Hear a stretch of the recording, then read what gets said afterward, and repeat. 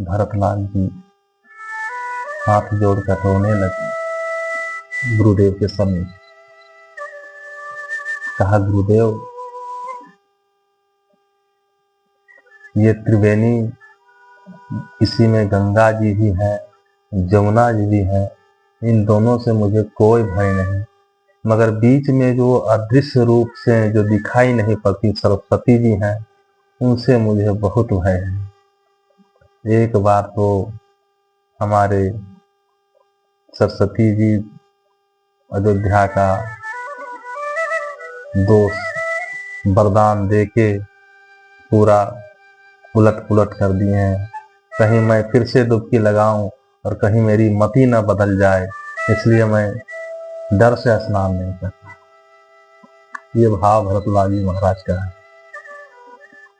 तो गुरुदेव ने उनको हाथ पकड़ के स्नान करवाया, करवा के फिर ऊपर उठे।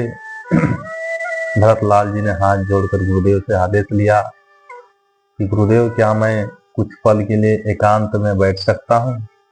बोला, हाँ, क्यों नहीं, जाइए।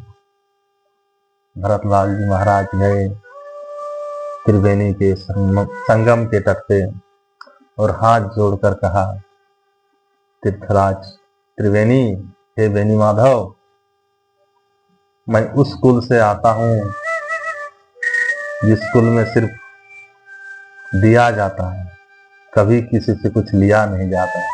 मांगना हमारे कुल की रीत नहीं है, देना हमारे कुल की रीत है।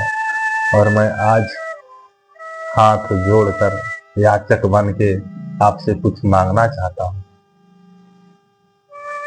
उधर से त्रिवेणी प्रयाग हर्षित होकर बोले, हाँ भरत, आप मांगिए, मेरे पास तो सब कुछ, अर्थ है, धर्म है, काम है, मोक्ष है, सब कुछ है मेरे पास। जो आपको चाहिए आप ले सकते हैं मेरे से, आप मांगिए।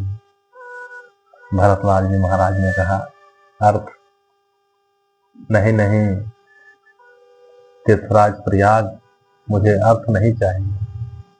अर्थ तो मिल रहा था अयोध्या में, मुझे राजा बनाया जा रहा था, उसे छोड़कर आया हूं। और रही बात काम की, कैकेयी माँ को ये कामना हुई कि भरत को राजा बना दो। आज भरत भिखारी बन के आपके सामने खड़ा है।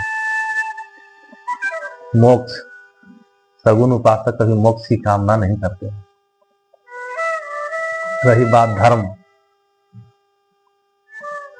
धर्म का पालन करते करते